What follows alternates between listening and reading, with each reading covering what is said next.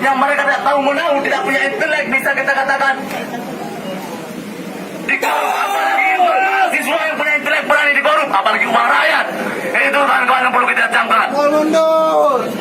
Pada hari ini kami dari Luxmawe datang kepada Aceh dengan dukungan mahasiswa di Banda Aceh, meminta kepada pihak DPRA untuk bertanggung jawab secara kelembagaan dan secara personal atas terjadi pembekalan ini. Saya tahu hari ini di kepolisian yang diperiksa bukan anggota DPRA, tetapi kepala LPSDM. Hidup mahasiswa!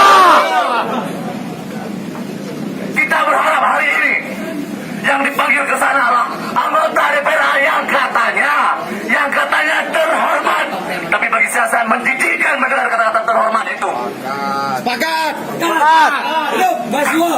Kita perlu tanyakan, kita punya data teman-teman. Ada pembegalan yang diberikan kepada mahasiswa sekitar 20 juta, dibegal 13 juta. Kita perlu tanyakan, apakah ketua LPSDM yang makan itu? Tidak! Tentu kawan-kawan, masih ada orang-orang yang katanya terhormat dalam gedung ini, yang kita duga memakan uang tersebut. Kita pun melihat banyak kasus lain, tidak hanya pembegalan beasiswa, ada juga kasus pengadaan buku di Aceh Timur. Itu juga jadi bahan korupsi. Mau maju apa, mau jadi apa pendidikan kita?